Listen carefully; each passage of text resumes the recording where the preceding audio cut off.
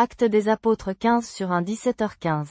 Voici la première partie du passage des Actes des Apôtres 15 sur 1 17h15, tiré de la Bible de Jérusalem, adapté pour une chaîne YouTube de lecture biblique catholique. Certains hommes, venus de Judée, enseignaient les frères, si vous n'êtes pas circoncis selon la coutume de Moïse, vous ne pouvez pas être sauvés. Il y eut donc une discorde, et une vive discussion engagée par Paul et Barnabé contre ces hommes. Il fut décidé que Paul, Barnabé et quelques autres monteraient à Jérusalem auprès des apôtres et des anciens pour régler cette question. Après avoir été accompagnés par l'Église pour une partie du voyage, ils traversèrent la Phénicie et la Samarie, racontant la conversion des païens et causant une grande joie à tous les frères. Arrivés à Jérusalem, ils furent bien accueillis par l'Église, les apôtres et les anciens, et ils rapportèrent tout ce que Dieu avait fait par eux. Mais quelques membres du parti des pharisiens qui étaient devenus croyants intervinrent, disant, il faut les circoncire et leur ordonner d'observer la loi de Moïse.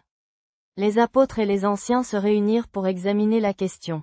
Après une longue discussion, Pierre se leva et leur dit, frères, vous savez que depuis longtemps Dieu a fait un choix parmi vous.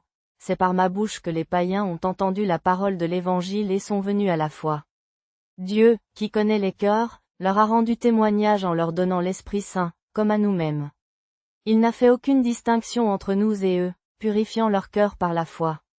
Pourquoi donc mettez-vous Dieu à l'épreuve en plaçant sur la nuque des disciples un joug que ni nos pères ni nous-mêmes n'avons pu porter? Nous croyons que c'est par la grâce du Seigneur Jésus que nous serons sauvés, eux comme nous. Toute l'assemblée se tut, puis on écouta Barnabé et Paul qui racontaient tous les signes et les prodiges que Dieu avait accomplis parmi les païens par leur intermédiaire. Quand ils eurent fini, Jacques prit la parole, frères, écoutez-moi. Siméon a raconté comment Dieu, le premier, a jeté son regard sur les nations pour en tirer un peuple pour son nom. Et avec cela s'accordent les paroles des prophètes, selon qu'il est écrit, après cela, je reviendrai, et je relèverai la tente de David qui est tombée. Je relèverai ses ruines et je la rétablirai, afin que le reste des hommes cherche le Seigneur, ainsi que toutes les nations sur lesquelles mon nom est invoqué, dit le Seigneur, qui fait connaître toutes ces choses depuis toujours. C'est pourquoi, mon jugement est qu'il ne faut pas importuner ceux des païens qui se tournent vers Dieu. Mais il faut leur écrire qu'ils s'abstiennent de ce qui est souillé par les idoles, de l'immoralité, des chairs étranglées et du sang. Car Moïse, depuis des générations anciennes, a dans chaque ville des prédicateurs qui le proclament, puisqu'il est lu chaque sabbat dans les synagogues.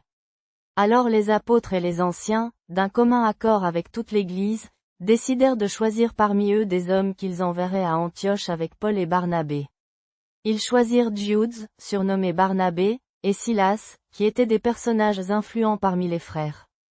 Ils leur remirent une lettre portant cette missive, les apôtres et les anciens, vos frères, aux frères issus des nations qui sont à Antioche, en Syrie et en Cilicie, salut. Puisque nous avons appris que quelques personnes sorties de chez nous vous ont troublés par leurs discours et ont ébranlé vos âmes, sans que nous les ayons chargés de rien, nous avons décidé, d'un commun accord, de choisir des hommes que nous vous enverrons avec nos bien-aimés Barnabé et Paul, hommes qui ont risqué leur vie pour le nom de notre Seigneur Jésus-Christ. Nous vous envoyons donc Jude et Silas, qui vous rapporteront oralement les mêmes choses. Il a paru bon à l'Esprit Saint et à nous de ne pas vous imposer d'autres charges que celles-ci, qui sont nécessaires, vous abstenir des sacrifices d'idoles, du sang, des chairs étranglées et de l'immoralité. Si vous veillez à vous abstenir de ces choses, vous agirez bien. Portez-vous bien. Arrivés à Antioche, ils remirent la lettre à l'assemblée. On lut celle-ci, et l'on se réjouit de cet encouragement. Après avoir lu la lettre, Jude et Silas, qui étaient eux-mêmes prophètes, exhortèrent et fortifièrent les frères par leurs nombreux discours. Après un certain temps, ils furent renvoyés d'Antioche, en paix, par les frères, auprès de ceux qui les avaient envoyés. Mais Silas décida de rester là.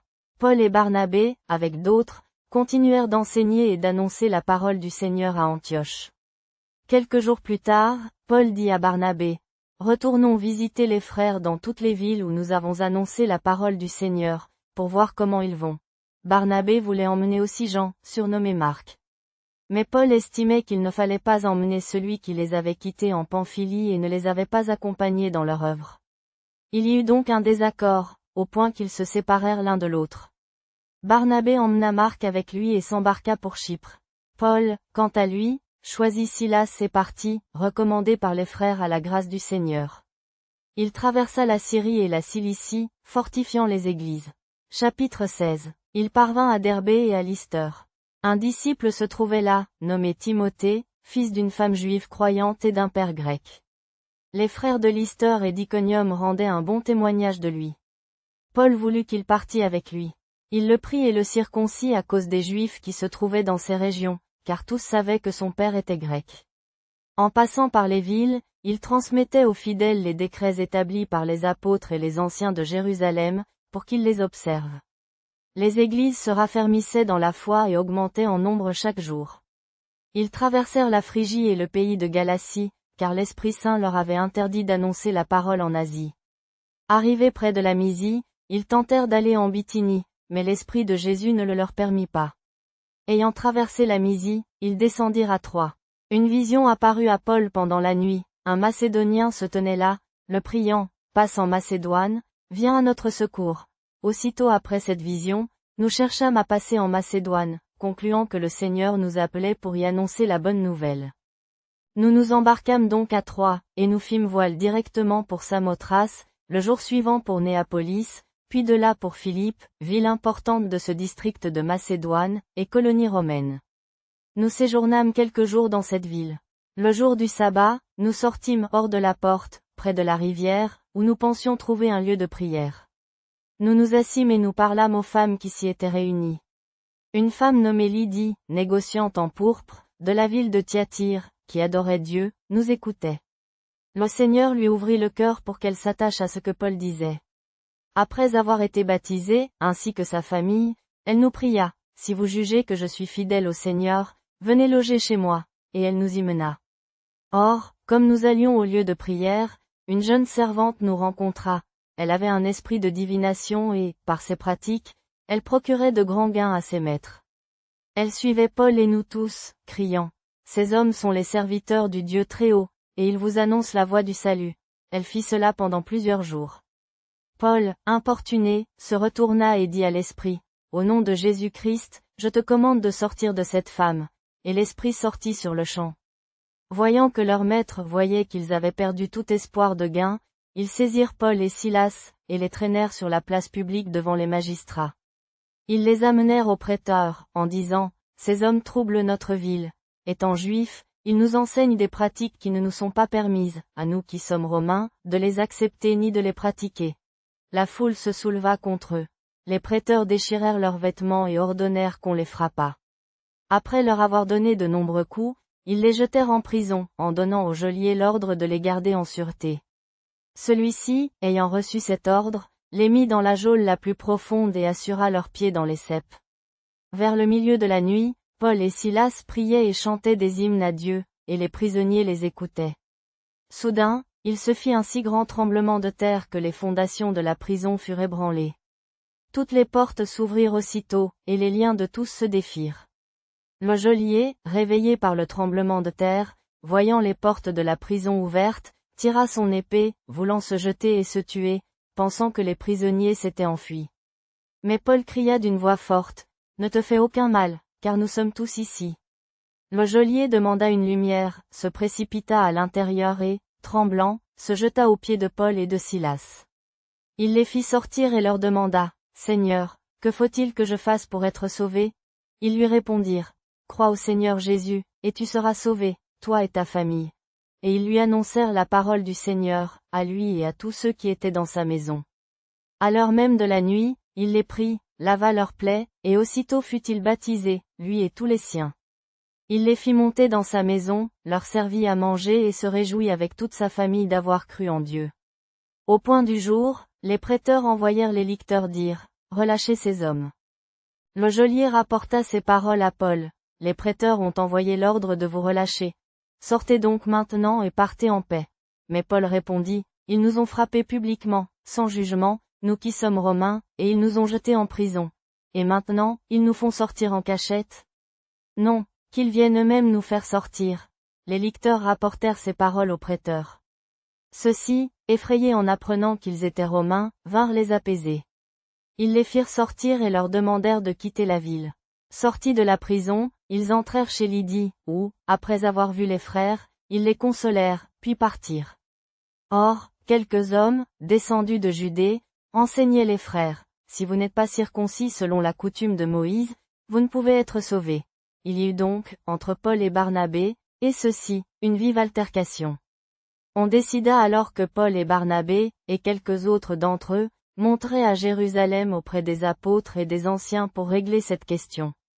L'Église les accompagna donc pour une partie du chemin, et ils traversèrent la Phénicie et la Samarie, racontant la conversion des païens et suscitant une grande joie chez tous les frères.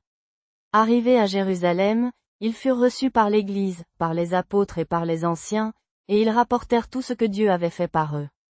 Mais quelques-uns, issus du parti des pharisiens, qui étaient devenus croyants, se levèrent pour dire, il faut les circoncire et leur enjoindre d'observer la loi de Moïse. Les apôtres et les anciens se réunirent donc pour examiner cette affaire. Après une longue discussion, Pierre se leva et leur dit, frères, vous savez qu'il y a déjà quelque temps, Dieu a fait un choix parmi vous, que, par ma bouche, les païens entendissent la parole de l'Évangile et qu'ils crussent.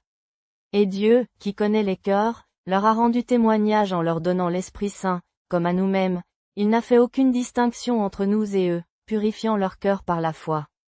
Maintenant donc, pourquoi mettez-vous Dieu à l'épreuve en plaçant sur la nuque des disciples un joug que ni nos pères ni nous-mêmes n'avons pu porter? Mais c'est par la grâce de notre Seigneur Jésus, croyons-nous, que nous serons sauvés, de la même manière qu'eux. Toute l'assemblée se tut, et l'on écouta Barnabé et Paul qui racontèrent tous les signes et prodiges que Dieu avait faits par eux parmi les païens. Lorsqu'ils eurent fini de parler, Jacques prit la parole, « Frères, écoutez-moi. Siméon nous a rapporté comment, dès le début, Dieu a visité les païens pour en prendre un peuple à son nom. Et cela s'accorde avec les paroles des prophètes, car il est écrit, « Après cela, je reviendrai et je relèverai la tente de David, qui est tombée. Je relèverai ses ruines et je la rétablirai, afin que le reste des hommes cherche le Seigneur, ainsi que toutes les nations sur lesquelles mon nom a été invoqué, dit le Seigneur, qui fait connaître toutes ces choses depuis l'éternité. C'est pourquoi mon jugement est que nous ne devons pas apporter des difficultés à ceux des païens qui se tournent vers Dieu, mais leur écrire de s'abstenir de ce qui est souillé par les idoles, de la fornication, des chairs étouffées et du sang. Car Moïse, depuis des générations, a dans chaque ville des prédicateurs qui le proclament dans les synagogues, où il est lu chaque sabbat. Alors les apôtres et les anciens, avec toute l'Église, décidèrent de choisir parmi eux des hommes qu'ils enverraient à Antioche avec Paul et Barnabé, Judas, dit Barsabas, et Silas, hommes influents parmi les frères. Ils leur remirent par écrit la lettre suivante, les apôtres et les anciens, vos frères, aux frères issus des païens et résidant à Antioche, en Syrie et en Cilicie, salut. Puisque nous avons appris que quelques personnes sorties de chez nous vous ont troublés par leurs discours, bouleversant vos âmes, sans que nous les ayons mandatés, il nous a paru bon, unanimement assemblés, de choisir des hommes et de vous les envoyer avec nos bien-aimés Barnabé et Paul, hommes qui ont exposé leur vie pour le nom de notre Seigneur Jésus-Christ.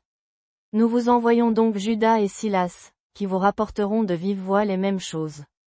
Car il a paru bon à l'Esprit Saint et à nous de ne pas vous imposer d'autres charges que celle-ci, nécessaire, vous abstenir des viandes sacrifiées aux idoles, du sang, des chairs étouffées et de la fornication. Vous ferez bien de vous garder de tout cela. Portez-vous bien. Une fois congédiés, ils descendirent à Antioche. Là, ayant rassemblé la foule, ils remirent la lettre. À sa lecture, les fidèles se réjouirent de cette exhortation. Judas et Silas, qui étaient eux-mêmes prophètes, encouragèrent et fortifièrent les frères par de nombreux discours. Après avoir passé quelque temps là, ils furent renvoyés en paix par les frères auprès de ceux qui les avaient envoyés. Chapitre 16. Paul se rendit ensuite à Derbé, puis à Lystre. Voici qu'il y avait là un disciple nommé Timothée, fils d'une femme juive croyante, mais dont le père était grec. Les frères de Lystre et d'Iconium rendaient témoignage de lui. Partagez vos prières dans les commentaires. Le Seigneur écoute toujours même votre voix la plus douce. Que Dieu vous bénisse.